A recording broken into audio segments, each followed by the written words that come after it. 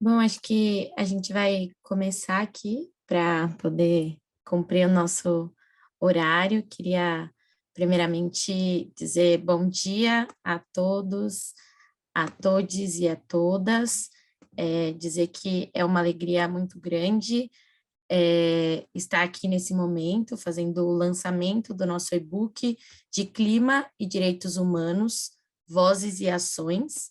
Eu sou a Tainá, assessora do Programa de Defesa dos Direitos Socioambientais aqui da Conectas, e hoje eu vou estar mediando esse encontro que conta com a presença de pessoas incríveis que são referências nesse campo dos direitos humanos e da justiça climática, sendo elas e eles a Júlia Melo Neiva, que é coordenadora do Programa de Defesa dos Direitos Socioambientais da Conectas, o Gabriel Mantelli, assessor do Programa de Defesa dos Direitos Socioambientais, o professor Conrado Hubner Mendes, que é pesquisador do Centro de Análise da Liberdade e do Autoritarismo da USP, e a juíza Rafaela Santos, magistrada da Justiça Federal da 4ª Região e doutoranda em Direito pela Unicinos.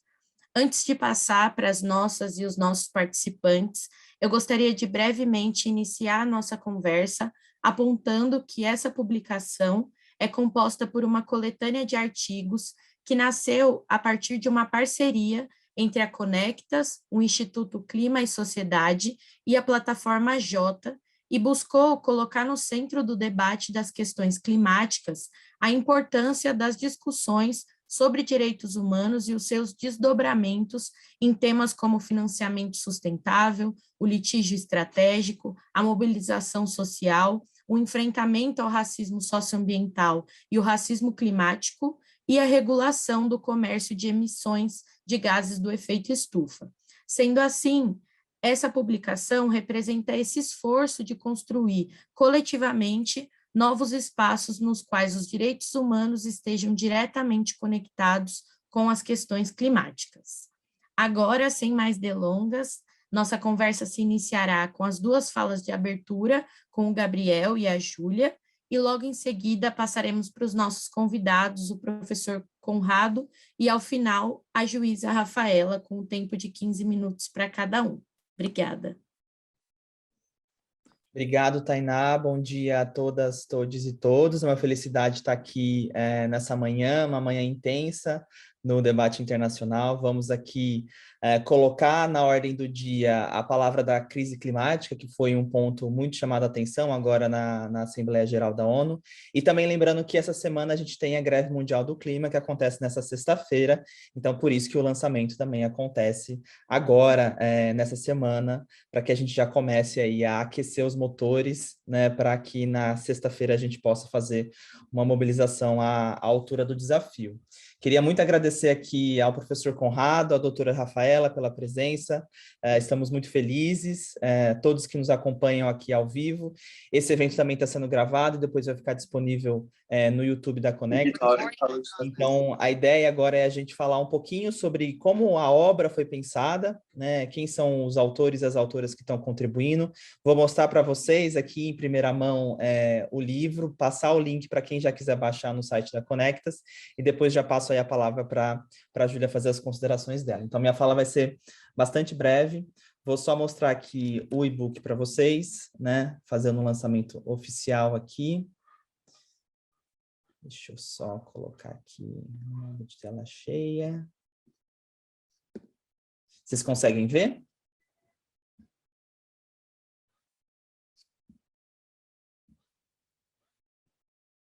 Deixa eu só ver. Sim? Tá bom, obrigado. Então, aqui a gente tem a capa do e-book, né, chamado de Clima e Direitos Humanos, Vozes e Ações. A Tainá já fez um pouco a fala sobre do que se trata o livro. Ele é fruto de uma parceria entre o Portal Jota, o Instituto Clima e Sociedade e a Conectas, né?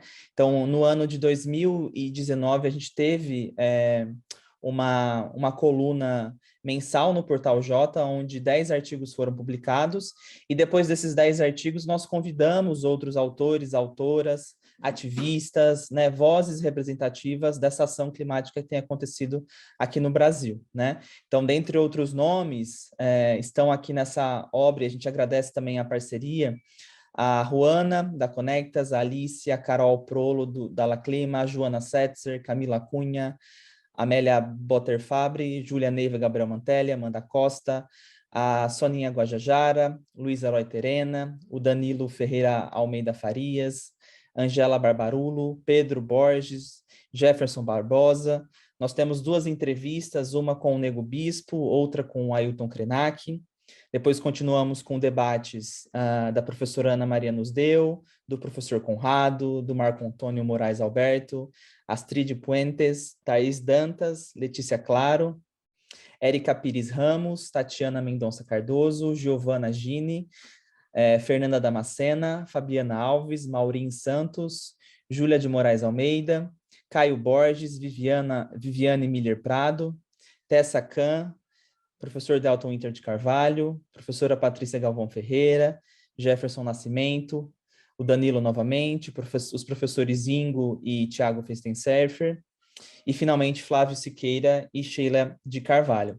Como vocês podem ver, a gente dividiu o e-book em 4 sessões, uma sessão de conceitos, onde são apresentados aí os principais conceitos relacionados à proposta, relatos, que são aí as vozes dos movimentos sociais e as entrevistas, os debates de cunho mais teórico sobre o assunto e, finalmente, alguns casos relevantes no âmbito da litigância climática internacional. Eu vou deixar aqui o link para quem já quiser baixar, ele vai ficar disponível, vou mostrar aqui para vocês também, no nosso site, no setor de publicações, né? Então, agora a Conectas está com um site novo, inclusive, e a gente tem ali, em cima é só clicar aqui no setor de publicações, né? Que o nosso vai ser o primeiro aqui a aparecer, Clima e Direitos Humanos. E aí já é possível fazer o download do material. Então, passo agora para... Agradeço mais uma vez, né? Espero que gostem da obra. Foi uma felicidade coordenar esse trabalho. E passo agora para a Júlia fazer os comentários dela. Obrigada, Gabriel. Obrigada, Tainá. É uma alegria estar com vocês aqui nessa manhã, ainda que seja, como sempre, uma manhã de muitas resistências, como o Gabriel já trouxe. Então, eu queria de novo agradecer realmente ao Conrado e Rafaela também por estarem aqui hoje conosco, participarem desse painel, né? Lembrando que o Conrado tem estado conosco há muitos anos, ajudando a pensar esse debate dentro da Conectas. Agradeço também ao ICS, né, Instituto Clima e Sociedade, que também nos possibilitou chegar até aqui, então muito obrigada. E evidente, tem que agradecer também nossos autores e autores, né? O Gabriel falou de todos e todas que estão nesse e-book, ainda mais por escrever nesses tempos tão corridos e desafiadores. Então, acho que isso também nos coloca em um desafio ainda maior.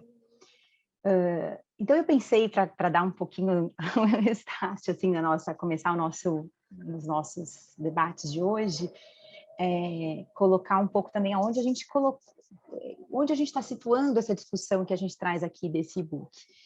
E a gente está situando dentro do campo de justiça climática, né? De discutir a relação entre clima e direitos humanos, do ponto de vista do direito, mas como vocês viram pela lista, tem muitos artigos que tratam de forma bastante, às vezes crítica, às vezes apontando novos caminhos. Então, essa foi a ideia. E por que a gente entende que isso é fundamental? Para nós, é impossível a gente discutir clima sem discutir direitos humanos. É uma relação intrínseca, né? Não tem como pensar isso de forma separada. E aí a gente vai ver isso nos artigos desse book, né? Fica muito evidente essa relação intrínseca. Até porque as mudanças climáticas já são uma realidade que está posta. E outro aspecto que a gente também reconhece é que os impactos das mudanças climáticas são sentidos pelas pessoas de todos os dias, cotidianamente, mas de forma distinta por diferentes grupos, né? Mas é verdade que isso é sentido pelas nossas famílias, comunidades, pelas sociedades inteiras. Também temos lembrado muito que as discussões sobre mudanças climáticas tem tradicionalmente focado nos aspectos científicos, ambientais e econômicos, mas com o avanço das pesquisas sobre isso, também tem se intensificado pesquisas que entendam os impactos sobre as vidas humanas e os seus modos de viver. Também veremos isso no e-book, principalmente, acho que na segunda parte do e-book. Então, a gente felicita essa discussão mais abrangente, que entende a dimensão social e humana das mudanças climáticas. É dentro desse espectro que a gente vai discutir, sim, que tratar de mudanças climáticas significa tratar de uma vida digna, do direito à habitação adequada, de tratar do direito a escolher onde se quer viver e como se quer viver. Né? Essa correlação entre mudanças climáticas e deslocamentos involuntários, por exemplo, é evidenciada desde o primeiro relatório de avaliação do IPCC, né? Que traz os aspectos dos impactos na migração humana, por exemplo, como a desertificação dos solos, aumento da escassez de água, inundações e tempestades. Então, a gente vai ligar isso com eventos climáticos extremos, com desastres socioambientais, que acabam, sim, então, impactando, por exemplo, o direito à alimentação, à moradia, mortes, insegurança alimentar, a própria soberania alimentar, o aumento da fome. Então, um outro aspecto também que para nós tem sido importante é relacionar isso também com o ataque a defensoras e defensoras de direitos humanos que estão lutando pela defesa dos territórios, pela defesa das questões socioambientais. Então, não é surpreendente que, mais uma vez, nós sejamos o 4º país mais arriscado para ativistas climáticos e do território, né? Como saiu na semana passada no relatório da Global Witness. Então, isso tudo tem relação com o nosso tema, em alguma medida é abordado dentro do nosso e-book. E há um outro aspecto, para finalizar um pouco, que a gente quis também trazer com esse e-book, que é o racismo ambiental e climático. Né? Isso a gente também trouxe com bastante evidência na segunda parte do e-book, que trata de casos específicos, que trata de como isso impacta os territórios especialmente. Isso não é, então a gente também tá afirmando aqui que para discutir questões ambientais, e principalmente considerando o nosso país, precisamos considerar o racismo estrutural, né? E as desigualdades estruturais no nosso país. Então, os principais grupos afetados por essas catástrofes socioambientais, sejam elas naturais ou causadas, são geralmente as populações mais vulnerabilizadas, não brancas, como indígenas, quilombolas, populações negras, seja no campo, seja na cidade, e mulheres. Então, a gente vai perceber, sim, os efeitos da interseccionalidade de raça, gênero e classe e territorialidade, aumentando a experiência de opressão e marginalização das mulheres pobres e não brancas, né, que vão experimentar os impactos socioambientais e climáticos de uma forma mais intensa. Exemplos desses impactos ou dessa análise com esse olhar racializado estão também na segunda parte do e-book, mas também na primeira parte, que também traz o olhar para essas desigualdades, mas analisando do ponto de vista do direito, não é? E, para finalizar, a gente precisa lembrar que, se de um lado os povos indígenas e quilombolas, assim como as populações mais vulnerabilizadas, são as mais afetadas pelos impactos das mudanças climáticas, também são esses grupos que têm um papel fundamental em manter as florestas em pé, que geram menos resíduos, que utilizam menos recursos e bens naturais e emitem menos carbono. E também são grupos que vivem numa comunhão com a terra, com as florestas, como a Amazônia ou outras florestas, com uma conexão vital para a sua sobrevivência e identidade. São também defensores pioneiros, né, como eu disse, que também são muito atacados pela proteção ambiental, social e climática. Então, tem estudos até que comprovam que há essa relação direta entre proteção da biodiversidade e terras indígenas, por exemplo. Por isso a gente convida, e há também um último aspecto, que é o direito a essas populações a opinarem sobre como querem viver, né? Então, para a gente também pensar numa justiça climática, é imprescindível respeitarmos, por exemplo, o direito a serem consultados, a ter direito de veto, né? Então, a gente está, sim, falando de consulta, consentimento livre, prévio e informado desses povos. Então, para a gente pensar daqui para frente, a gente quer muito que o judiciário pense cada vez mais no impacto das suas decisões, então que os litígios tenham impacto na vida das pessoas, das populações, que considere o racismo estrutural e as desigualdades sociais que são estruturantes e estruturais da nossa sociedade. Então, essa foi a ideia, as provocações que nós quisemos trazer um pouco com esse e-book, né, com os diversos artigos que estão ali. Então, muito obrigada. Vou passar, então, a palavra para a Tainá. Obrigada. Vai lá, Tainá. Obrigada, Júlia. Obrigada, Gabriel. Agora, queria passar rapidamente para o professor Conrado e logo em seguida para a juíza Rafaela.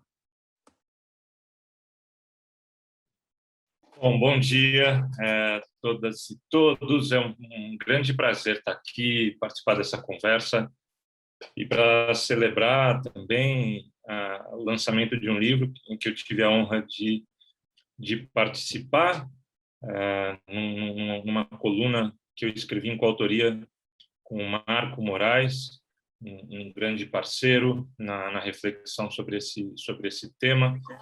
E, de fato, agradecer a Conectas pela iniciativa, o Gabriel, a Juana, a Júlia e todo mundo que ajudou a compilar, organizar esse livro. Eu acho que tem uma grande contribuição a dar sobre as relações entre clima, entre mudança climática, e o que o direito tem a ver com isso, o que o direito pode fazer nessa grande missão política, doméstica e global de promover uma transformação nas estruturas socioeconômicas e de produção que nos permitam continuar a viver com consciência de que, em parte, a mudança climática está em curso, é inevitável e afetará nossas vidas, mas, ao mesmo tempo, com a consciência de que essa mudança climática pode ser mitigada na medida do possível e que isso envolve um esforço coletivo enorme, mas esse esforço coletivo envolve transformar profundamente nossa forma de viver e de produzir riqueza.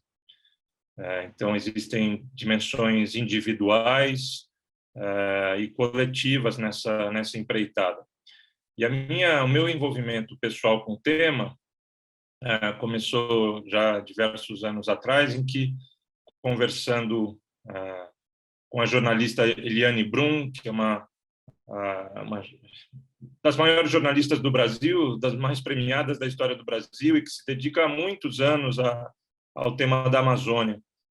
E um pouco pela inspiração que, naquele ano, acho que era ali por 2015, 2016, tinha suscitado um caso de litigância climática na Holanda, que não era o primeiro caso de litigância conhecido ou da história, mas foi um caso que ganhou repercussão internacional como nenhum outro, porque foi pioneiro no tipo de pedido, foi pioneiro no tipo de decisão que conseguiu da Corte de Primeira Instância holandesa, foi pioneiro também na ambição do seu pedido de providência judicial, porque o pedido era nada menos do que mandar o Estado holandês alterar as suas metas de emissão, né? Não era qualquer detalhe.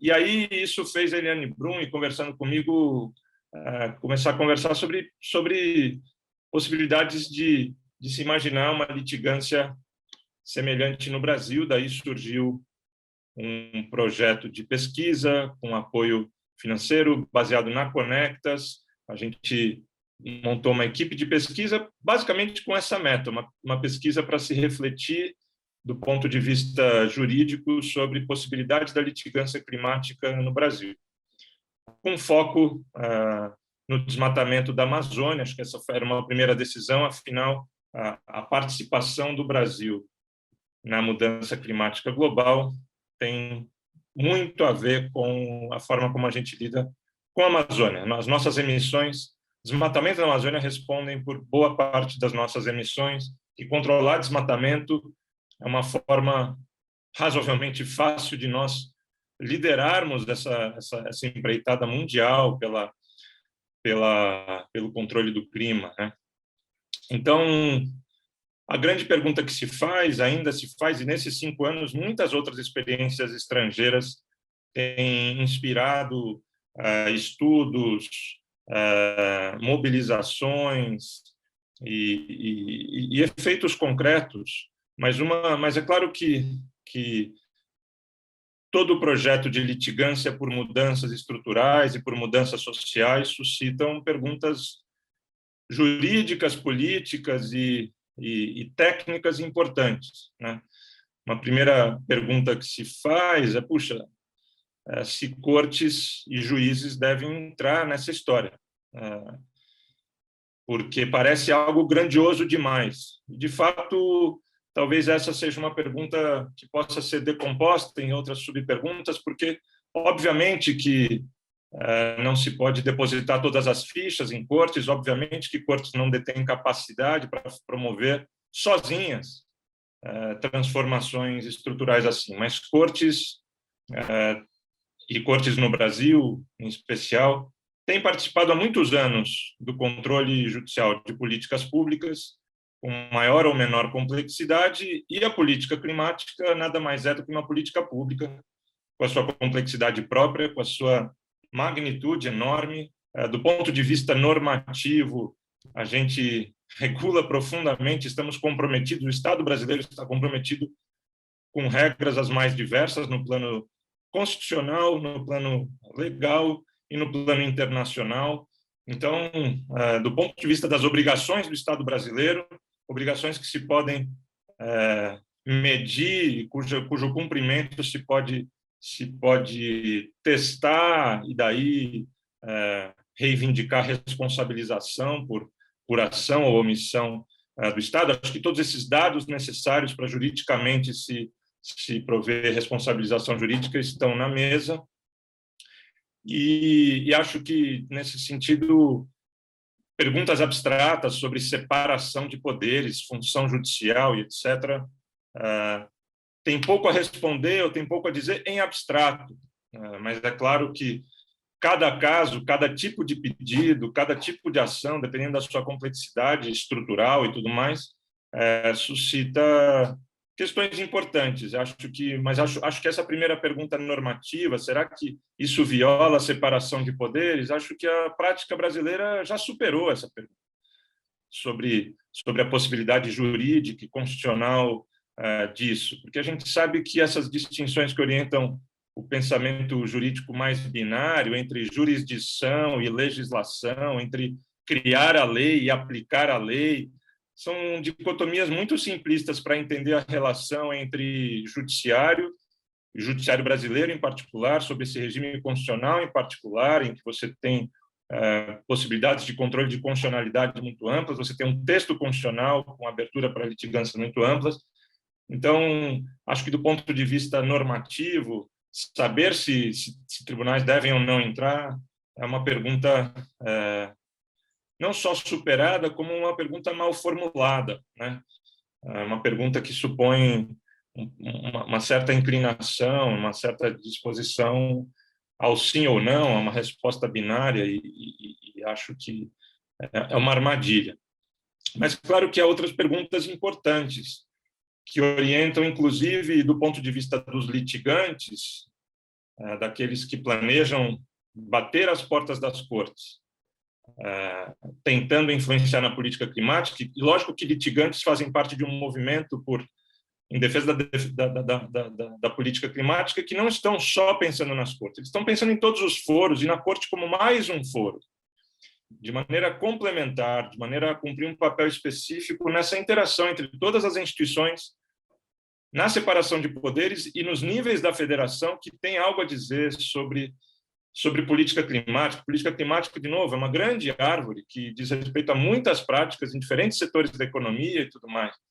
Mas a pergunta que também tanto juízes por si mesmos quanto litigantes devem se fazer, em que medida cortes e juízes estão tecnicamente preparados para fazer isso, se tem as ferramentas adequadas para entender os efeitos de suas decisões, né?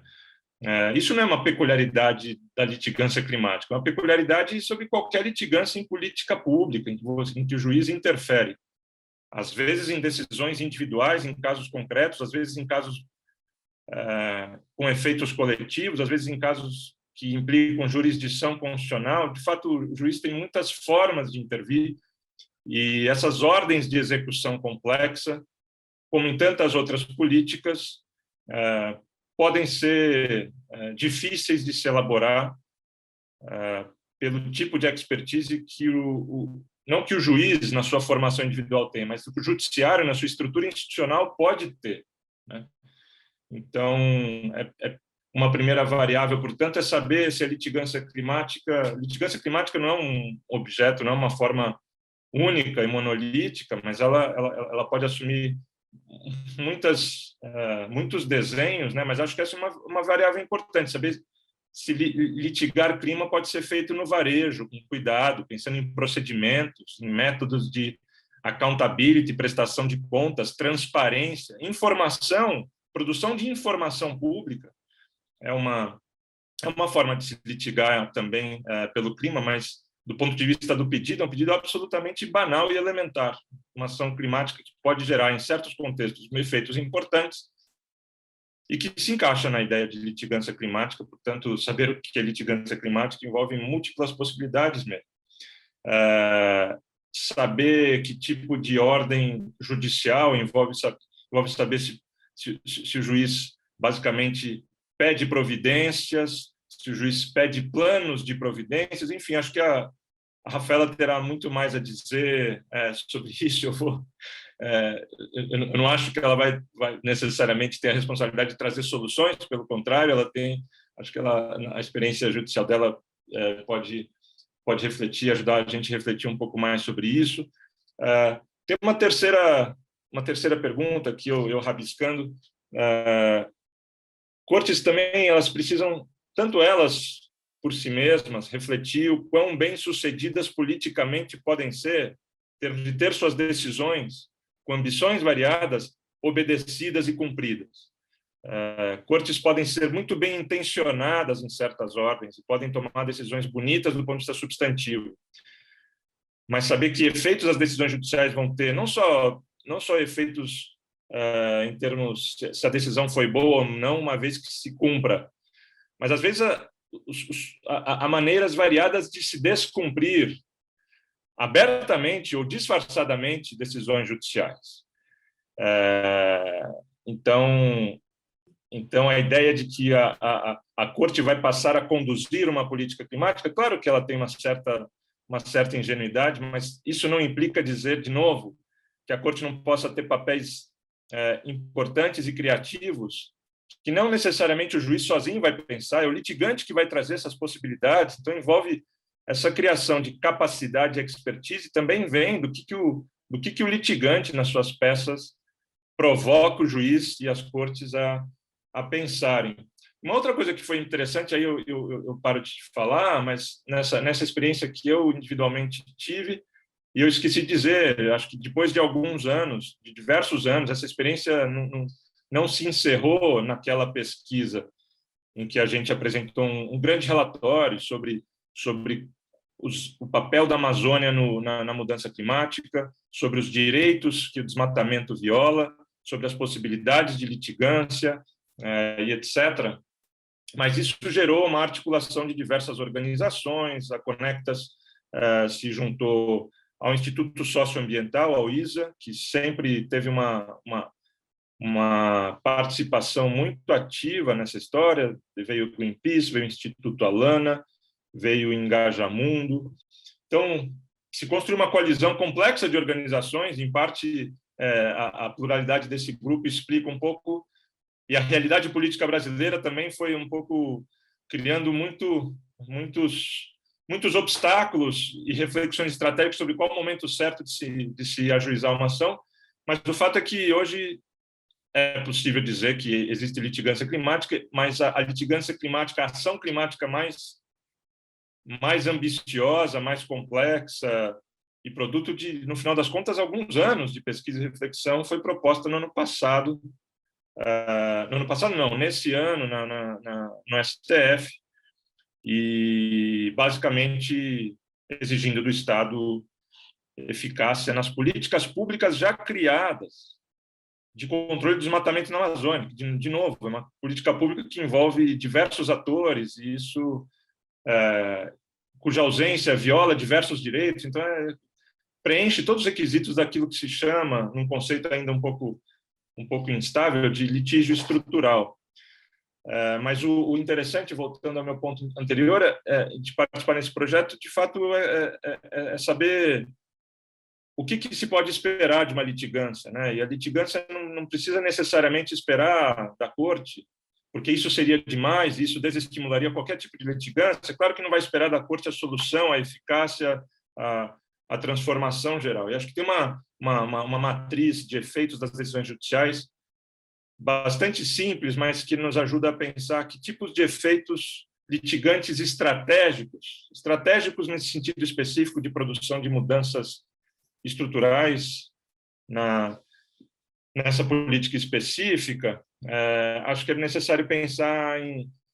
Essa é uma tipologia criada no livro do Garavito, que todo mundo conhece, ao estudar um caso de litígio estrutural na Colômbia, do estado de coisas inconstitucional. Então, ele fez uma matriz bastante simples entre efeitos materiais e simbólicos, de um lado, e efeitos diretos e indiretos. E aí, combinando essas variáveis, você encontra 4 quadrantes. Em cada um desses quadrantes, você imagina efeitos positivos, claro, mas alguns riscos também, porque em todos esses quadrantes há riscos.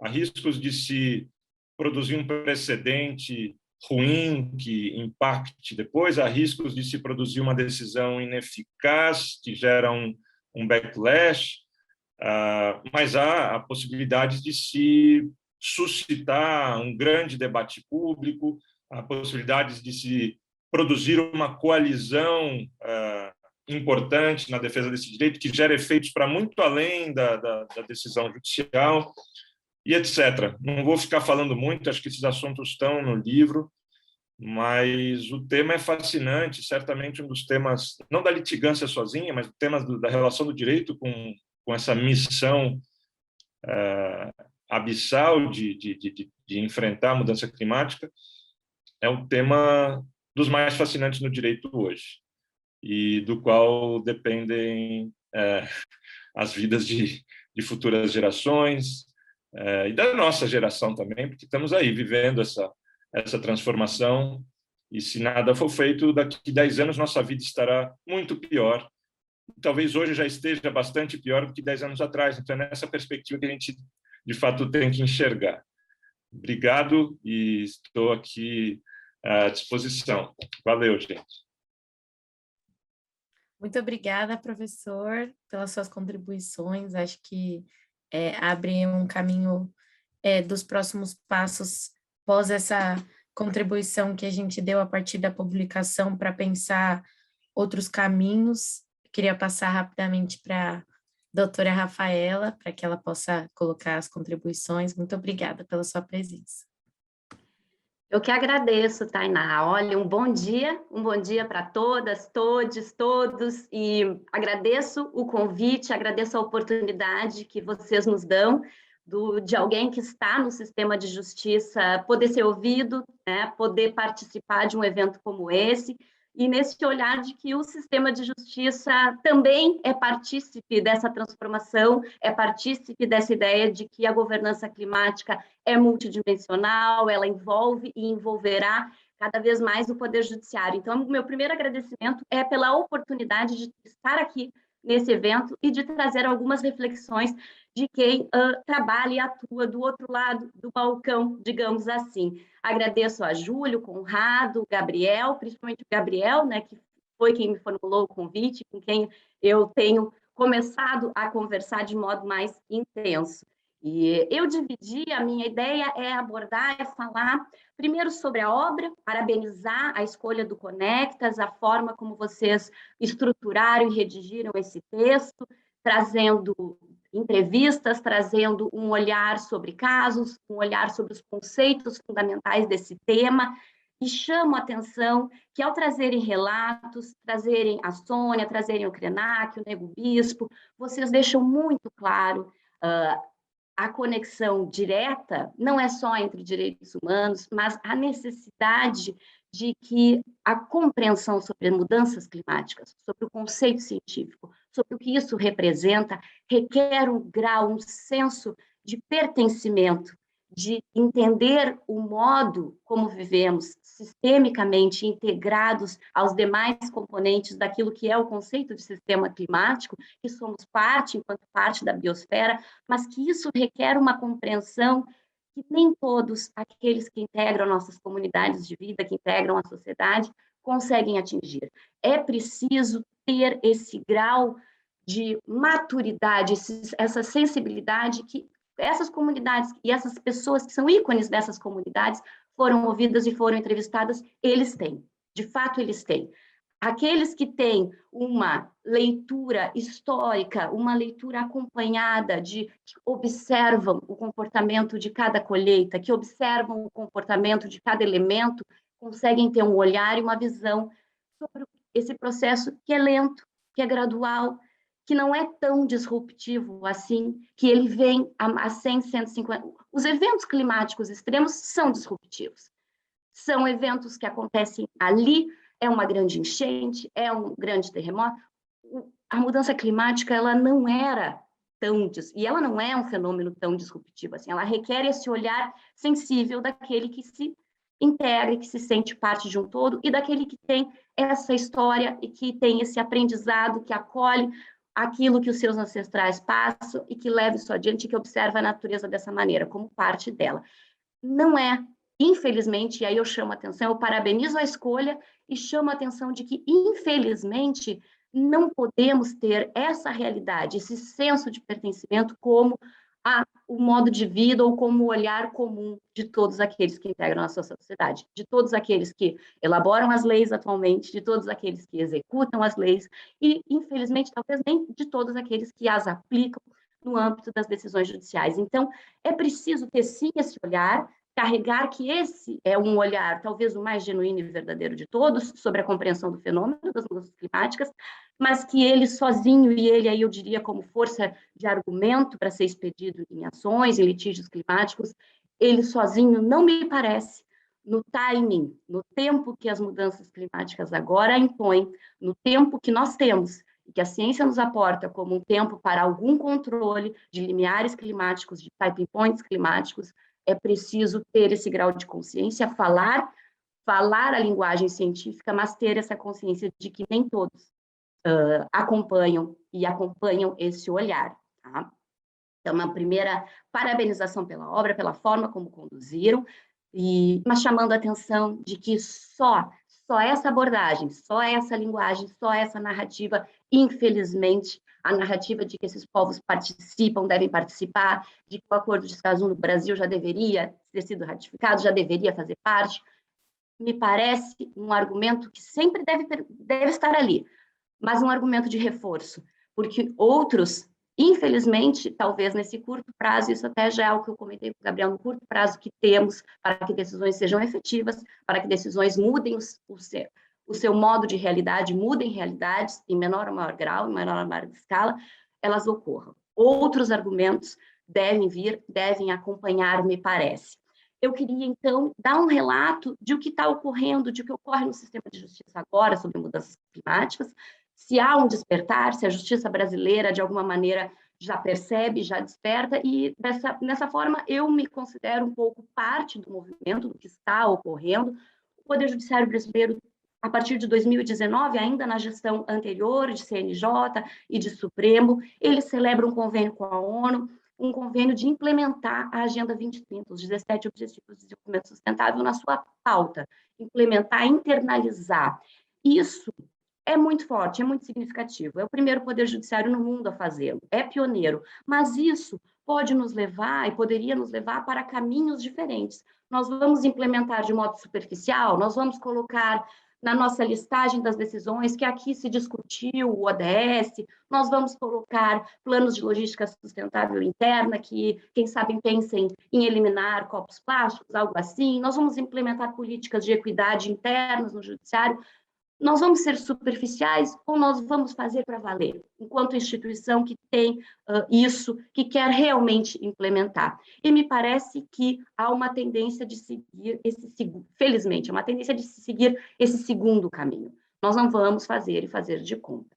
A partir do ano de 2020, o CNJ, o Conselho Nacional de Justiça, e aí eu conto um pouco a história para entrar nos litígios climáticos no momento final, provoca que laboratórios de inovação pensem esses ODS, trabalhem esses ODS. Eu ingresso especificamente para trabalhar o ODS 13, Ação contra a Mudança, né? Ação para a Mudança Global do Clima, a Transição Energética, o 7 e o 15, perda da biodiversidade. Nós inauguramos em 2020 o Laboratório de Inovação JusClima. JusClima 2030, que é para justamente pensar o Poder Judiciário alinhado com esses ODS na sua gestão interna. Então, nós estamos trabalhando aí com iniciativas que vão desde inventariar as emissões do Poder Judiciário, para que a gente não compense as nossas emissões de forma atécnica, de forma... Não é sair por aí plantando árvores, infelizmente, não é. Já a ciência nos aporta especificamente o que realmente se compensa. Primeiro é preciso saber quais são as nossas fontes de emissões, de que forma nós vamos fazer com a devida acurácia. Isso o JusClima está fazendo na parte da gestão interna. Mas nós também iniciamos um movimento de percepção na linha do que diz o Conrado. O que sabemos sobre essa matéria? O que nos será exigido saber sobre essa matéria de forma aprofundada para responder a contento? Juízes em sua formação não tiveram a matéria mudanças climáticas em graduação, não tiveram em preparação, não são exigidos no curso de formação, não são exigidos em prova para ingresso na magistratura, não havia cursos sequer sobre o tema no âmbito das escolas judiciais. O primeiro curso da Escola Nacional, da Infam, será ministrado esse ano. Eu sou a coordenadora do curso, junto com a professora Joana Setzer. Nós vamos trabalhar com os magistrados estaduais e federais os conceitos da ciência base das mudanças climáticas. O curso acontecerá agora, setembro e outubro. Estou, então, em primeira mão narrando que é o movimento que ocorre exatamente agora. Passar o que é o IPCC, o que o IPCC faz, quais são os relatórios. Desde o primeiro, colegas, é importante ler desde o AR1, sim, e não começar lendo o sumário para os formuladores de política. É importante começar pelo glossário, é importante começar pelo primeiro conceito. E o primeiro conceito-chave é sistema climático, não é clima. E isso será passado, o curso também ocorre. Além disso, houve uma preocupação nossa de que os assuntos mudanças climáticas e que o assunto litígio climático passasse a entrar na tabela processual, passasse a constar, passasse a poder existir uma filtragem dos processos em que esses assuntos sejam identificados. Porque nós vamos ter, em média, 4, 5 mil ações sobre desmatamento na Amazônia que tangenciam o tema, que mencionam e teremos um impacto nas mudanças climáticas, falam, utilizam a expressão, mas ela é uma expressão de reforço, ela é mencionada, ela não é propriamente um litígio climático no conceito da UNEP e no conceito que nós passamos a adotar. Então, tomamos também essa providência.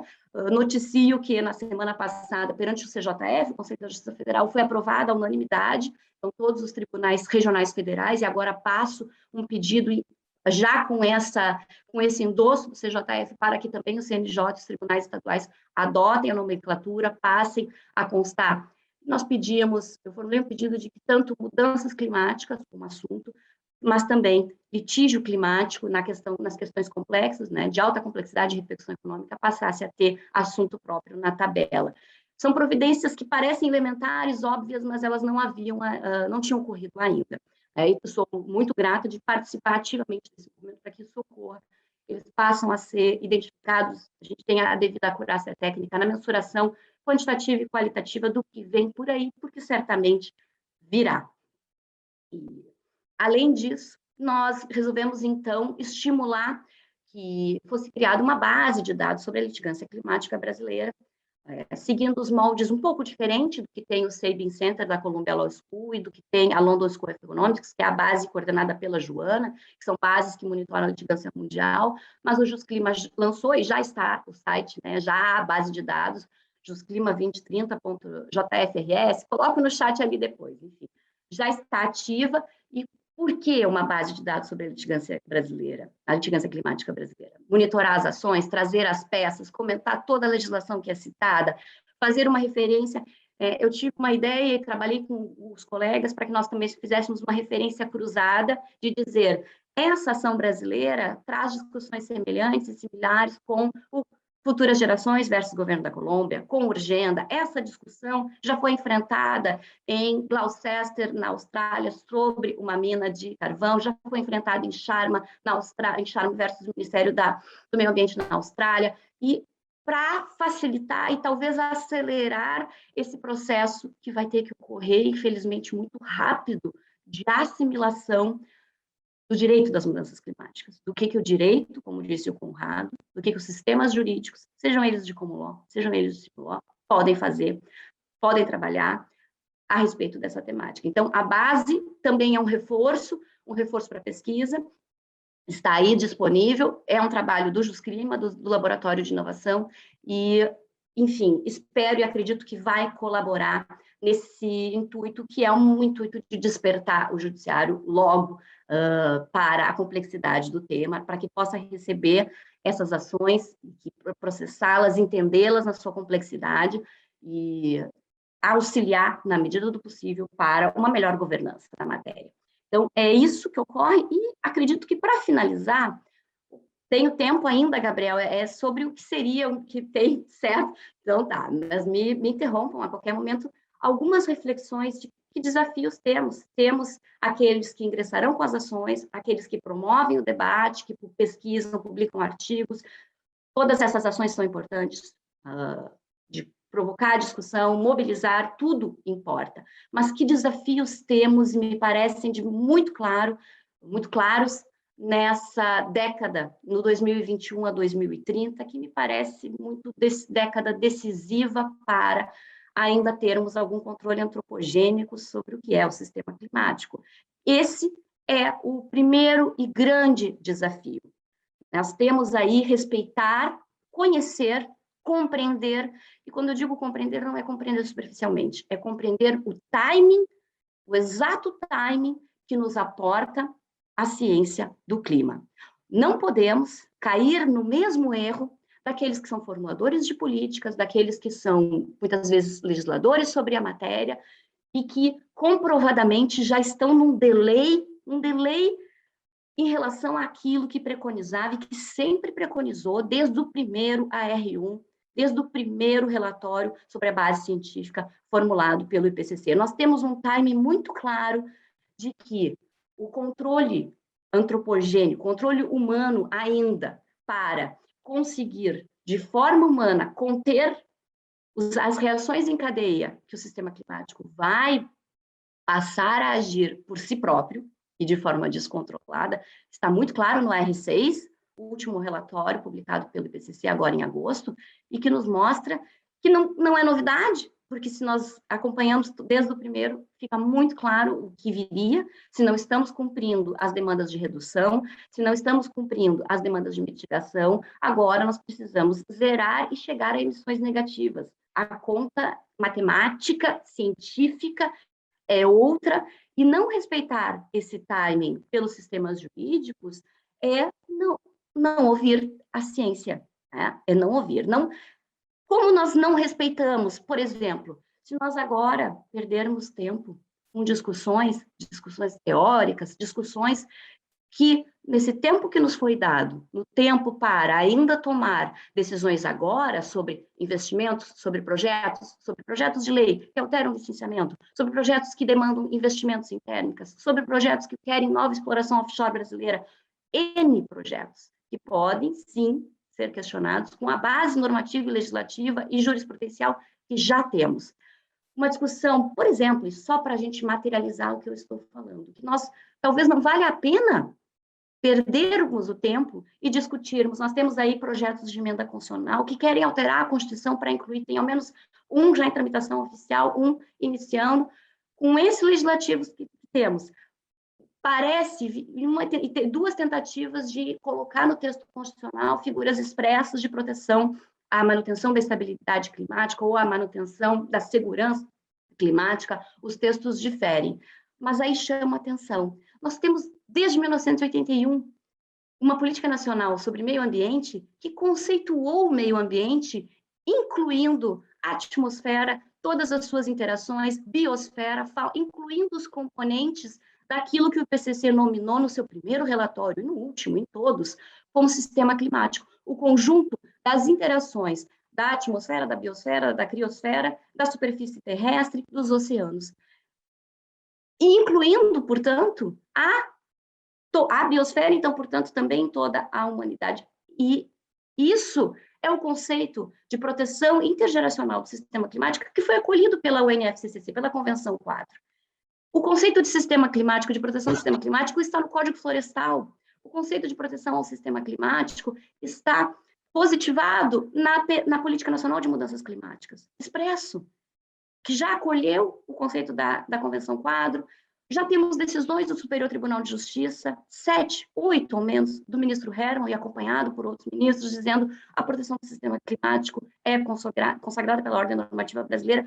Então, vejam, é o tipo de discussão que já está num ponto que não me parece sentido algum, mas, e que pode perdermos o tempo que é tão escasso, para aquelas discussões que realmente contribuem. A diferença entre clima e sistema climático, entre aquilo que é o bem jurídico que deve ser protegido, é o sistema climático, e chama atenção, ele não é um conceito antropocêntrico. O sistema climático é um conceito, e esse sim, e ele não é um conceito reducionista. O clima, a Organização Meteorológica Mundial está lá no R6, ela diz, o clima varia, a escala para medir é humanamente convencionada, pode ser 30 anos, a média é 30 anos. O sistema climático e a resposta do dióxido de carbono, a permanência, a latência dele na atmosfera, é milenar, também nos dias desde o primeiro AR. Então, a gente defender juridicamente o melhor, e não digo melhor, o escorreito conceito científico é uma premissa elementar. É uma dificuldade? Qual é a dificuldade maior? Nós temos que adquirir esse conhecimento. E rápido, e muito rápido. Entrar com as ações, falar consciência. Mas esse tipo de grau de discussão, Rafaela, já está ocorrendo nos litígios? Sim. Nós temos, por exemplo, e vou trazer só dois, Mill Defense versus Shell, Royal Dutch Shell. Essa é uma ação que fala a linguagem da ciência do início ao fim. E que obriga, não só a política pública, como bem tratou o Conrado, que obriga a iniciativa privada, obriga uma das maiores corporações, um dos carbon majors, a se ajustarem ao Acordo de Paris. E não se ajustarem superficialmente, e não fazer de conta, em comprovar de forma transparente como vai reduzir as suas emissões. Por quê? Porque a decisão judicial, do início ao fim, trabalha com os comandos, os sentidos, os conceitos do IPCC, e que, na verdade, sumarizados pelo IPCC, mas que traz o consenso, a média, o consenso médio da ciência do clima. O sentido de proteção de gerações futuras me parece também um conceito que vai ser muito explorado na mitigação climática brasileira, mas a gente precisa pensar, concretizá-lo, efetivá-lo. A decisão em Neubauer versus Alemanha, essa também merece ser lida, está sendo lida, vai ser objeto de estudo de caso agora pelos colegas no curso da IPAM. Por quê? O que faz a Alemanha, e vejam, a Alemanha sem sequer ter uma Constituição que tem o nosso 225, que expressamente diz que o direito ao meio ambiente equilibrado, dinâmico, como diz o STJ, ele é intergeracional. A Alemanha tem o 20A e não tem o 20B, que seria um projeto para incluir a proteção às futuras gerações, e mesmo assim, o que diz a decisão em Neubauer versus Alemanha é que a lei federal climática alemã era pouco ambiciosa, não detalhava a estratégia após 2030 e sacrificava comprovadamente não só as gerações futuras, os não nascidos, que seria as gerações atuais, muda o próprio conceito jurídico de gerações futuras para dizer que restrições às suas liberdades vão ser infringidas logo já, porque a ciência está nos mostrando os efeitos que terão. Então, decisões também para estudarmos. Aprender, a litigância climática brasileira tem que aprender com a litigância mundial, não incorrer nos mesmos erros, não tentar abraçar o mundo em uma ação só. Colômbia versus futuras gerações das governos da Colômbia talvez seja a ação mais linda para ser lida, a decisão judicial mais linda.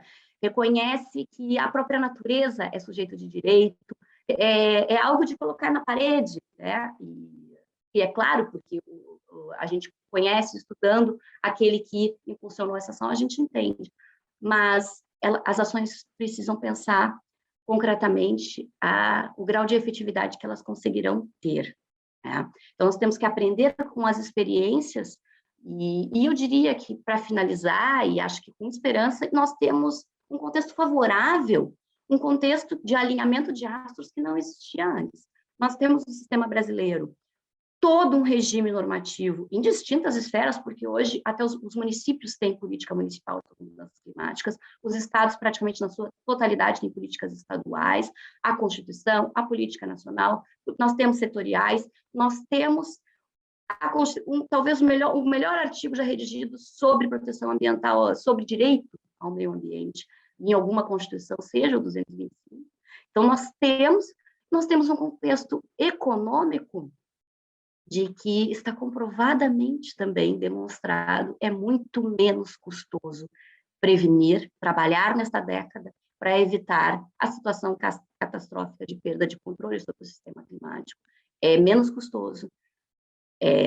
Isso, ter esse ganho de argumento, investir em renováveis, investir em trabalhar em transições justas, em transições que empregam, em transições que trabalham as comunidades, sob o ponto de vista também econômico, e que bom, chegamos nesse ponto.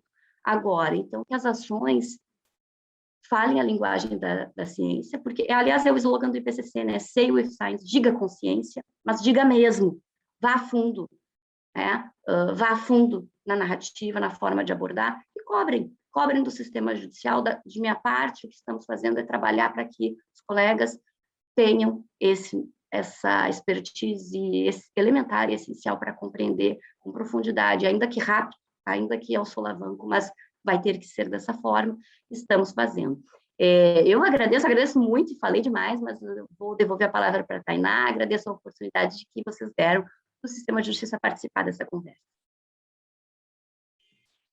Muito obrigada, doutora Rafaela, pelas suas contribuições. Acho que a gente teve um debate riquíssimo nesse tempo que estivemos aqui juntos para pensar novos caminhos de esperança dentro do campo da justiça climática, muito conectado com essa ciência que você bem trouxe, que não está só dentro de um campo próprio das mudanças climáticas, mas que também conecta com direitos humanos. Acho que a proposta da Conectas com essa publicação é trazer essas múltiplas vozes para pensar novas possibilidades de litigância climática que levem em conta os direitos humanos pautados nessa ciência que não está posta só para o futuro, mas que precisa ser pensada no agora, com respostas para as mudanças que estão acontecendo no hoje, né? Então, queria agradecer muito pela participação do professor Conrado, pela participação da doutora Rafaela e de todos aqui presentes nesse momento. A publicação vai ficar disponível no site da Conectas, no espaço de publicações, e a gente está à disposição para poder trocar mais sobre essas temáticas e caminhar juntos em busca de uma conexão maior entre as soluções que a gente precisa no hoje e as respostas que as organizações vão dar no hoje também para garantir futuro para as nossas próximas gerações. Muito obrigada e ficamos por aqui.